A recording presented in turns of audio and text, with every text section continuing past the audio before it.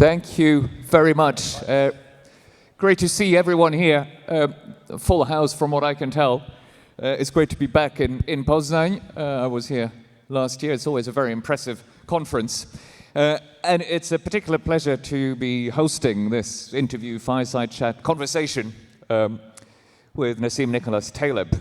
Many of you will have read his books. Even more of you will know something of his ideas. And certainly everyone will have heard the concepts and terms that have just taken off in, even before we started to talk about things going viral.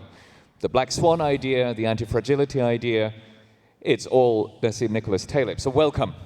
Extremely honored to be here, extremely honored to be back in Poland after 20 years. What a difference.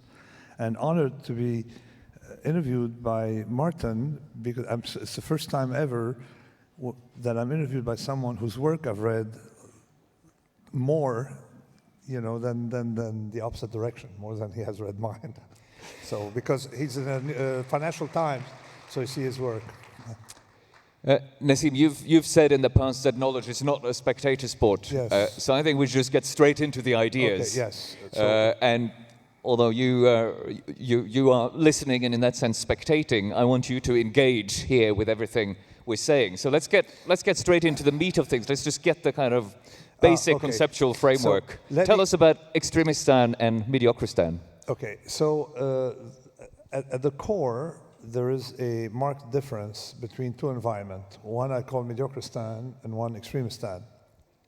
And once you understand the difference, you realize that the modern world has attributes that are unprecedented in history. So let me go back. So let's say that we are going to weigh people here.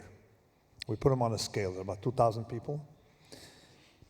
And we're not going to do it. It's a thought experiment, so don't worry, okay? We put them on a scale. And then you add the heaviest person on the planet to that scale. Will the weight change? Not at all. So that environment is what we call Mediocristan, where the exception does exist, but it's not consequential. But now let's say that we do the same thought experiment, and instead of adding the heaviest person, we add the richest person. Okay. And look at the net worth. You got to remember that the top person is wealthier than the bottom 2 or 3 billion. Okay, so you realize that there's an environment that has winner-take-all attributes, where the rare event is rare, but carries monstrous consequences. So for example, when you take technology, 0.2% of companies in technology have between 50 and 80% of the total capitalization. 0.2%. And it's getting worse. So when you look at income of opera singers in 1880,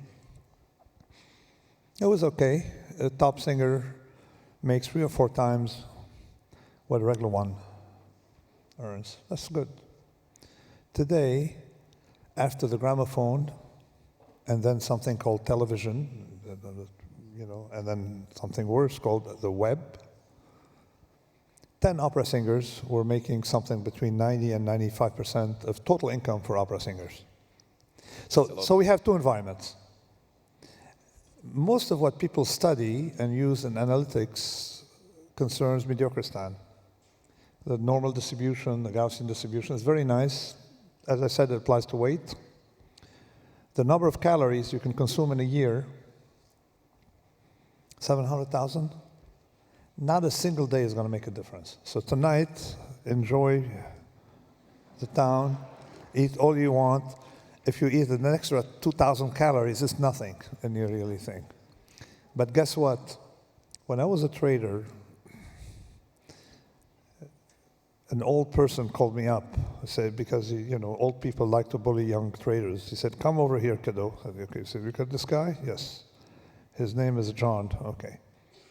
I said, "Okay." He said, "He made 7 million in 7 years." At the time, it was a lot of money. I mean, still a lot of money, but it was a lot more. He said, he made 7 million in 7 years and lost them all in 7 seconds. you can go kiddo, right? So you realize, I wish I could lose 10% of my weight in one single, in 7 seconds, but you can't do that, but you could do that with your wealth. So the dynamics are different. Nassim, I like to think of you as the theorist of disruption, because you use these analytical tools to explain the sort of disruptions the world has been through in the last 20 years in surprising ways. So you've just explained this difference between, another term for it is thin tails versus fat tails. Exactly. In the distributions of See, outcomes. So I've read more of his work than he does, but because, for a reason. It's like the other important concept is asymmetry, right? That the tails on one side can be different from the ones on the other side. Exactly. There's a concept of asymmetry, but to get there, I have one more thing I'd like to mention about the modern world and about COVID, is that both cultural, financial, industrial, and biological transmissions can be a lot faster. So think about it. Before, diseases were from Mediocristan, because between what's now Istanbul, Constantinople, and villages in England, it took 330 years for the bubonic plague to travel. Today, this meeting here, I came from Atlanta, going back to New York. You came from London. London is a big hub. In less than 14 hours, can distribute what it took 330 years, to take place. So what you have is, we have cultural transmission, the Google effect. At no point in history did the company go from college dorms to selling goods in both Poland, Dubai, Argentina, and New York City, even New York City, right? So even France, right? So at no point in time did we have that. So the structure of the modern world causes things to take place at a very fast pace, with winner-take-all effect culturally and for companies, and an increased inequality at the top. Maybe not for the middle class, but for the top. So the second thing that present in the inserto, the 5-volume thing, and the technical stuff, is a discussion of asymmetry. It took me a long time, 2,700 pages, to figure out what my point was. Someone tells you what your point. My point changes depending on if I've had coffee, no coffee. Some people never get there, Yeah, okay. So you're good. I wanted to summarize my point, and let me explain to you very quickly. We can apply it to climate. A lot of things are very simple. We're going to go to Poznan Airport. You go to the airport, and you're told that there's uncertainty as to the skills of the pilot. He actually could be very good, all right, but there's uncertainty there. What do? Train, bicycle, walk. Okay. There are no boats. Maybe there's a boat. Whatever you do, but you're not going to get on that plane. So my point is that when there's uncertainty, it actually makes your decision-making vastly simpler. If you have water, there's uncertainty as a source of water. Guess what? You can even drink Diet Coke, but not that water. So you make a decision to say no because it's in one direction, because there's harm in one direction and no clear benefit in the other one. So that's the idea of uncertainty. But you can generalize from that uncertainty to discover that whenever you have a random event, okay, you're either gain more than you lose on one side or lose more than you gain on the other side. Either you have more upside from it than downside or more downside from upside. The reason I'm not going to get on that plane is because the downside and the upside from the wonderful skills of the pilot is to land 2 minutes earlier in Berlin. Okay, so that's not even desirable, So you get the idea. So we have this asymmetry, and from that asymmetry, we build the whole concept of antifragile, of convexity. It starts with a very simple point, is that a random event always has a disproportionate impact in one direction than the other. And you can define fragility that way. If we're going to try to move from the theoretical framework to practical advice. Lots of business people in this audience, right? How do businesses deal with, so they accept your theoretical framework and they ask, okay, so what do I do? How do I become anti-fragile? I mean, first of all, I don't know if practical advice works. I mean, this is why I'm not in practical advice thing. I do pretty much, I mean, I was a trader, visibly, and I'm still am, and I retired from it, but I'm not too much in the advice for the following reason, is that I do believe that selection is more important than advice, because bankruptcy is the best school. You know, we had a filter of bankruptcy. That's basically the idea of capitalism, is that you don't compete. There's no top system, because if advice worked, Russia would be the best place in the world, centralized, and you have a committee that does things. So, but it's a bottom-up that goes via survival. But let me look at the attributes of things that work and things that don't work. Number one, things that work necessarily have what I call positive asymmetry. More upside than downside from random events. Let's take wealth formation in America. When I ask people, what is the industry that made the most money in America for people, they answer technology. No, the answer is not technology, the answer is real estate. Because the investor in real estate has more upside than downside. I can't concentrate when I see a camera. Anyway, so I'm not a politician or an actor.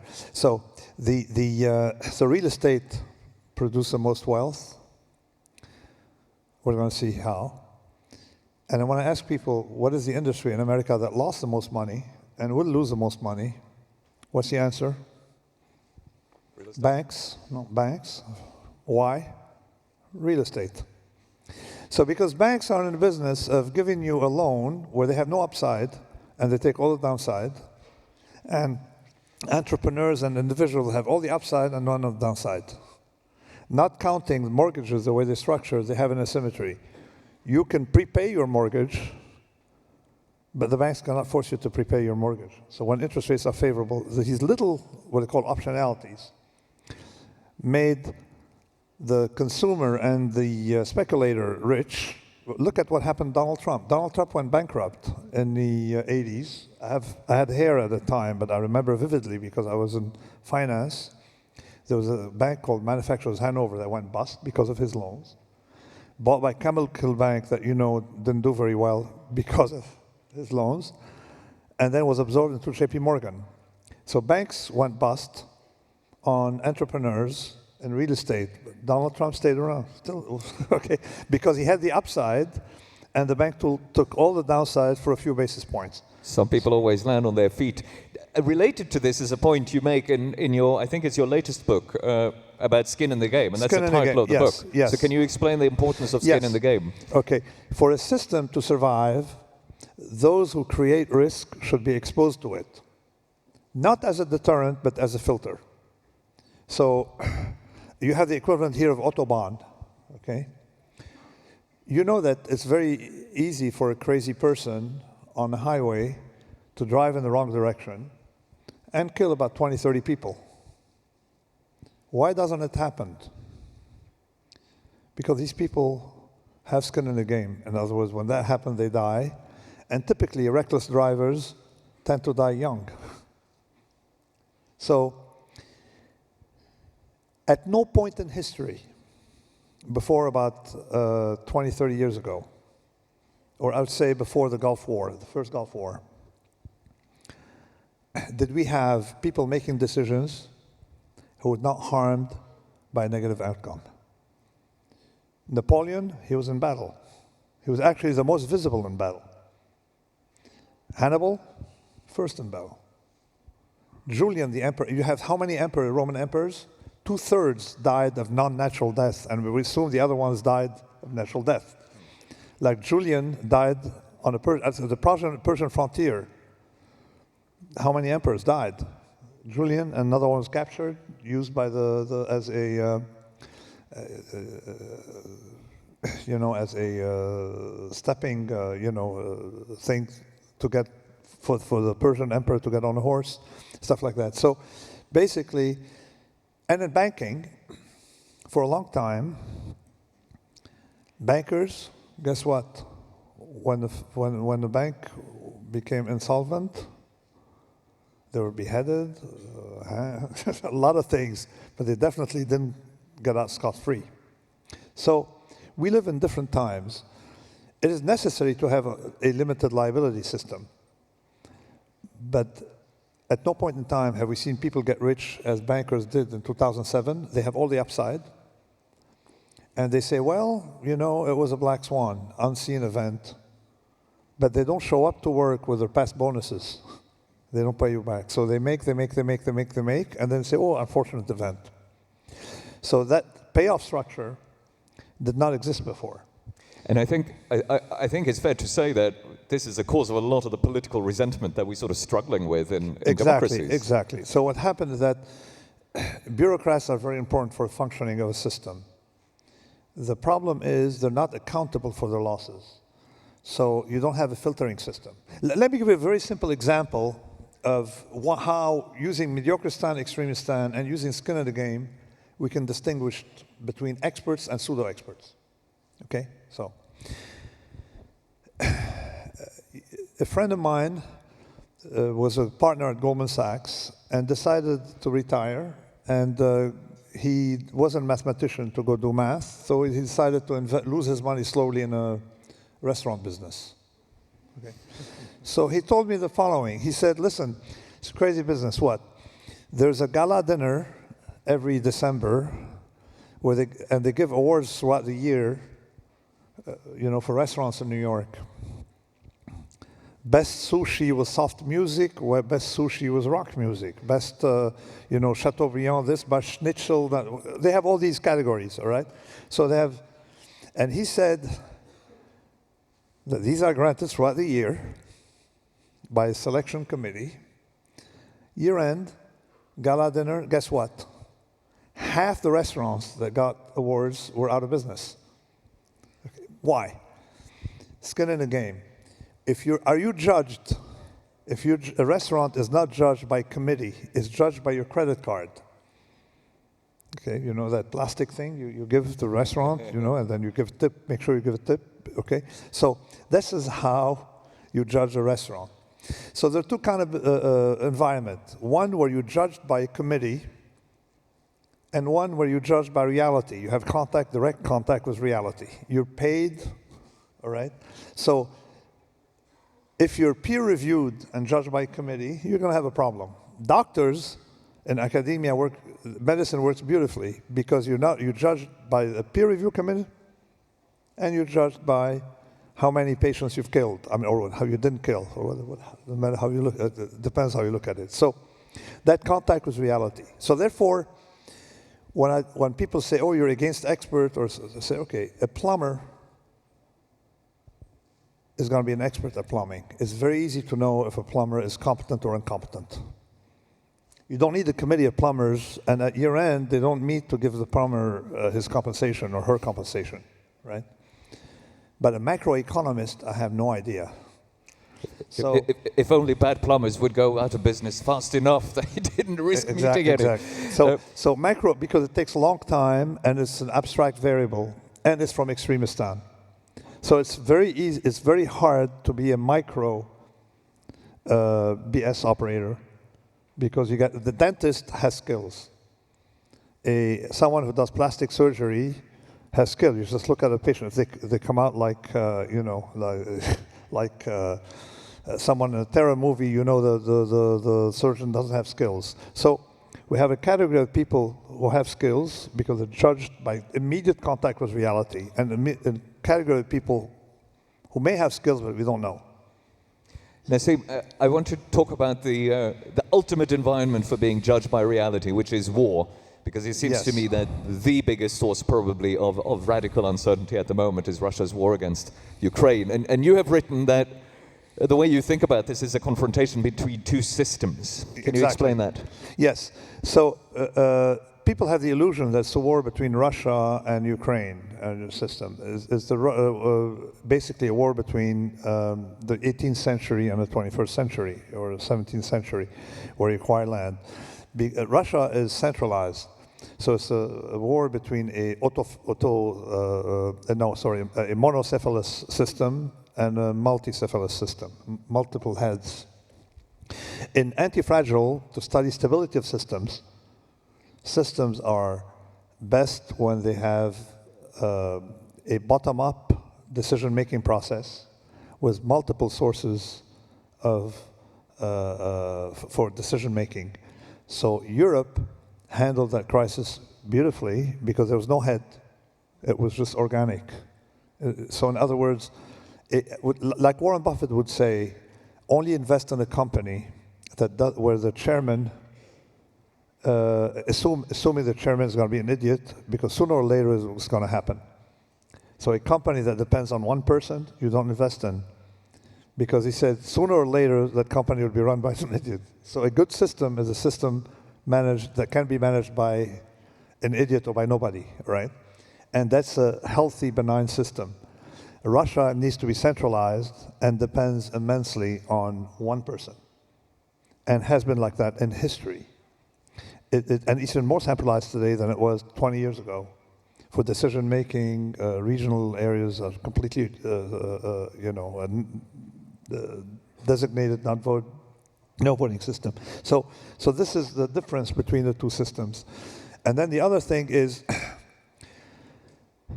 equating culture and administration makes no sense. You could be a French-speaking person and be Swiss, or Italian-speaking person and be Swiss, so the fact that you speak a language that's interpreted as too close to Russian to be separate or not close enough or whatever it is, okay, there's no point. Administration is one thing, and nationality is another thing. Just picking up on that, because that's very interesting. Is this difference between Russia and Ukraine, the systemic difference, is that a matter of administration or of a culture, or both? What happened is that the Ukraine wants to be part of the West. In the past, the way you say the nation state is a new thing. It's a couple hundred years old thing. The nation state centralized. Before you had administrative areas under a big capo, like in the mafia. And the capo is there to have Pax Ottomana, Pax Romana, Pax the Hamburgiana, and stuff like that. So, and what happened is that now we ended up having Pax Romana, but without Rome, and that's NATO. So in my piece, that piece that I did on, and actually I did that piece before the war. I started doing it because I was in Ukraine. I was guest of Zelensky for the thing before the invasion, and my thing was called Hannibal at Portas, that Hannibal's at the gates. So the idea is that we have two systems, two ways of viewing the world. And they're clashing now, and we're going to see who wins. In the past, we used to think that a centralized system had better military capabilities. It turned out to be wrong. So even there, you need a distributed system because more organic. Think of the most stable country in the past couple of hundred years, and the best functioning country in the world is Switzerland. Nobody knows who the president is. Okay. That's a healthy system. So fractally, if you can replicate, and Europe is trying to replicate itself as a large Switzerland. You know, localism decides on things that are local, and you have coordination mechanisms. So basically, hopefully we'll have a Pax Romana, you see, without Rome. Let us hope, and let us hope that, well, this seems like another reason to hope realistically that Ukraine will win. If you Google Taleb, Clash of Two Systems, then you'll find his thoughts on that. I'm extremely sorry, I'm going to have to round us off. Sorry. I think it was pirated and translated to Polish. I'm extremely sorry, I have to round us off because we're on a very sort of tight schedule here, but we'll be back in a minute with a panel. Both Nassim and I, we will leave the stage for a second just to rearrange the chairs here. But please join me in thanking Nassim Nicholas Taleb for his insights. Thank you very much.